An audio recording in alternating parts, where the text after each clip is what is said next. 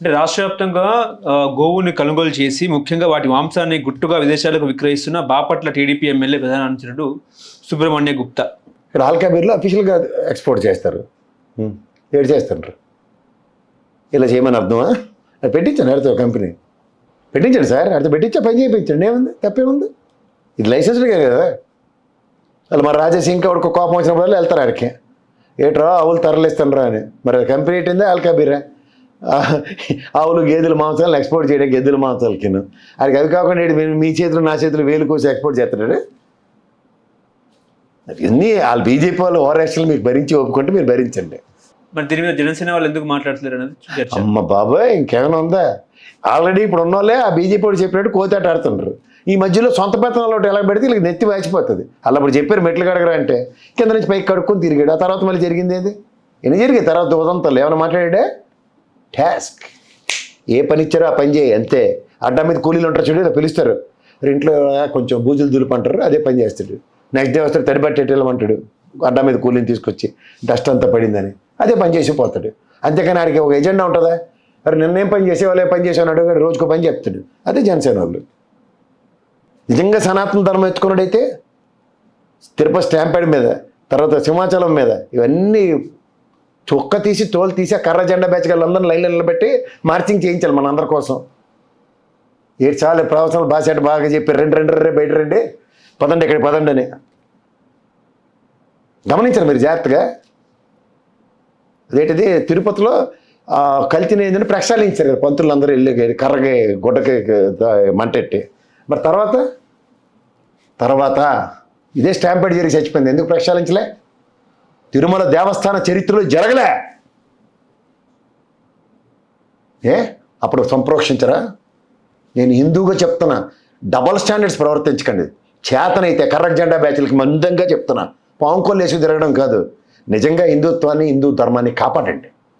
అంటూ సొంటూ అంటరాంతనం తొక్క తోటకూర ఎన్నో స్వతంత్రంలో మిమ్మల్ని భరిస్తున్నందుకు సిగ్గుపడుతున్నాం. మాకు హిందువులని చెప్పడానికి ఈ తపెలగాలే ఉర్రైళ్ళంతా. నేను మొమాట లేకుండా చెప్తున్నా, నేను పొద్దున్న సాయంత్రం దీపారాధన లేదు ఇంట్లోంచి బయటికి రాను. నేను ప్రతిరోజు గుడికి వెళ్ళందే మామూలుగా ఉండను. కానీ వీళ్ళు నాకు వచ్చి చెప్తే మాత్రం నాకు నశాలంకి ఎక్కుతుంది. ఎందుకు మీరు కావాల్సిన పనులు చేయరు? హిందువులకు కావాల్సిన పనులు విశ్వ హిందూ పరిషత్ కానీ ఇక్కడున్న కర్రక జెండా పాంకోలు బ్యాచ్లు కానీ ఎందుకు చేయరు? ఎందుకు మాకు రామాయణం భారతం భాగవతం కథలు చెప్తున్నారు? దేనికి చెప్తున్నారు? మేము అందరం చదివిన వాళ్ళమే. చదవని వాళ్ళ దగ్గరికి వెళ్ళి చెప్పండి. చదువురు అని వాళ్ళ దగ్గరికి వెళ్ళి పెట్టండి మీ ఆశ్రమాలు మఠాలు. వాళ్ళని సంస్కరించండి. వాళ్ళనైతే మీరు అంటరాని వాళ్ళుగా చూస్తారా? వెలేస్తారా? వాళ్ళని పట్టించుకోరా? ఎవర్రా మీరంతా? అసలుకి ఈ 78 సంవత్సరాల స్వతంత్రం వల్ల ఇంకా అంటరాంతనాల గురించి నడుచుకెళ్తుంటే ఈ కర్ర జెండా కూడా ఆడికి సెక్యూరిటీ రాకరా. ఏసీ కారులోనే ఉంటారు, ఏసీ మండపాల్లోనే ఉంటారు. చూడు, కేవలం గృహస్థ జీవితం ఉంటుంది అంటే పెళ్లి చేసుకోరు అంతే నటన కోసం, మిగిలినంతా మామూలే. గోమాంసం దొరికింది, దాని మీద నటిస్తున్నారు, ఓవర్ యాక్షన్ చేస్తున్నారు. ముఖ్యంగా బీజేపీ వాళ్ళు తట్టుకోండి, మీరు భరించడమే. భరించేవాడు భర్త అంటారు చూడు, అలా భారతదేశంలో అందరూ ప్రజలు భర్తతో సమానం. ఎందుకంటే బీజేపీని భరిస్తున్నాం కాబట్టి. మరి పవన్ కళ్యాణ్ గారు మాట్లాడుతూ హిందూ పరిరక్షణ బోర్డు కావాలి ఏపీకి అన్నట్టు మాట్లాడుతున్నారు. నేను ఒక స్టేట్మెంట్ కూడా ఇచ్చారు. ఏడు చేసుకుంటారు బోర్డు పెట్టుకుని, పెయింట్లు రాసి డిప్యూటీ చీఫ్ మినిస్టర్ అని పక్కన ఫోటో పెట్టుకుంటారా? బోర్డు దేనికండి? మీరు హిందూ కదా? సారీ, మీదైతే కాంట్రడిక్షన్ అండి, రోజుకో మతం మారుతారు మీరు. మేమైతే హిందువులేం కదా, మేము ఎందుకు పరిరక్షించుకోలేకపోతున్నాం? నా ఇంటి ముందు నావు నేను ఎందుకు కాపాడినా?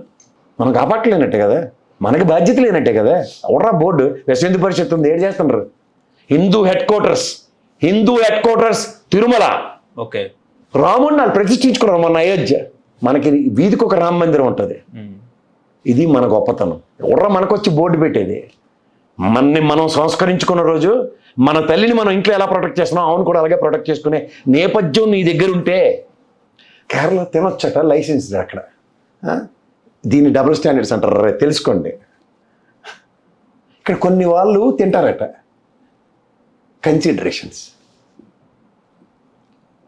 అంటే నీ కన్సిడరేషన్స్ నీ తల్లి పట్ల నువ్వు ఇస్తున్నావు.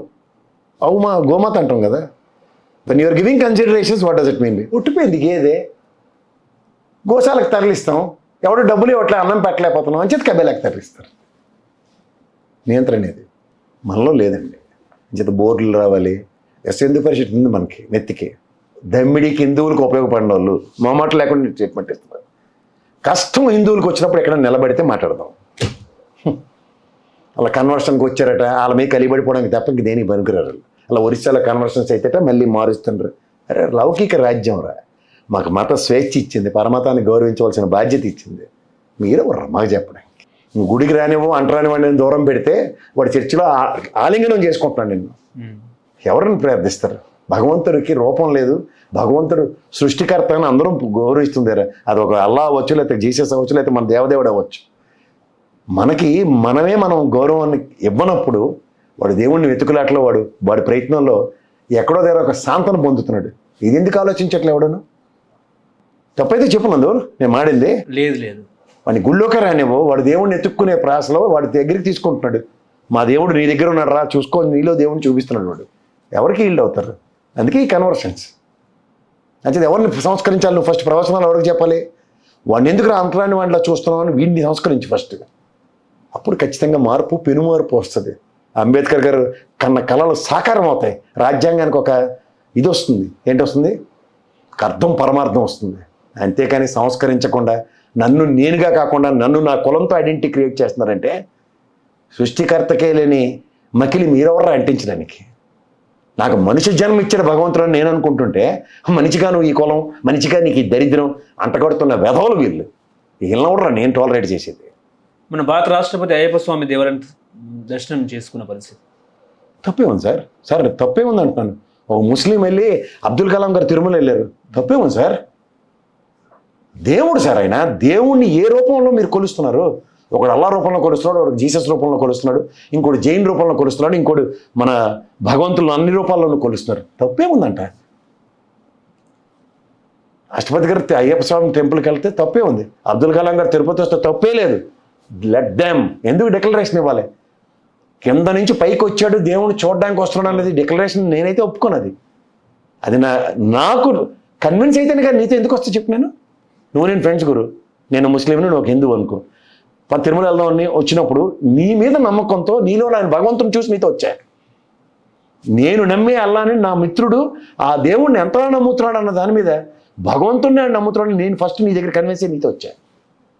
అవునా కదా? ఈ లాజిక్లు ఏవి లేకుండా ఏదేదో వాడుతుంటే రాజకీయ అవసరాల కోసం కాలక్షేపం చేసే కార్యక్రమాలకి తెరలేపకండి. చేతనైతే హిందూ ధార్మికతని, హిందూ సంస్కరణల్ని ప్రజల్లోకి తీసుకెళ్ళండి. అది ఎలా? మాకు కాదు, ఇలా వైట్ షర్ట్లు బ్లూ షర్ట్లు వేసుకున్న వాళ్ళకి కాదు, బిలో పవర్టీలో ఉన్న వాళ్ళ దగ్గరికి వెళ్ళి మాట్లాడి వాళ్ళ యొక్క ఆవశ్యకతలు చెప్పండి. గతంలో దళిత గోవిందం అన్నప్పుడు నేను I'm the first person to feel happy. దళిత వాళ్ళని దేవుణ్ణి ప్రతిష్ఠించినప్పుడు ఎక్కడ మకిలి ఆయనకే లేదు. నేను అక్కడికి వెళ్ళడానికి నేను సిద్ధంగా ఉన్నాను భగవంతుడు చెప్తుంటే ఈ వెధవలందరూ ఎవరండి? ఎవరి వెధవలందరూ? మనుషుల్లో అంటరానితనం మనసుల్లోంచి తొలగిస్తేనే కానీ ఎవరిని సంస్కరించలేం. సంస్కరణకు కావాల్సింది ఏంటంటే ఫస్ట్ నిన్ను నువ్వు సంస్కరించుకో. అంచేత చట్టాల రూపంలో సంస్కరణలు మాత్రం చేయకండి. మనుషుల్లో సంస్కరణలు చేయడానికి ఏం చేయాలంటే కులమతాలను ఏ విధంగా ఎవడైనా మాట్లాడినోడికి తోలు తీసేయండి ఫస్ట్.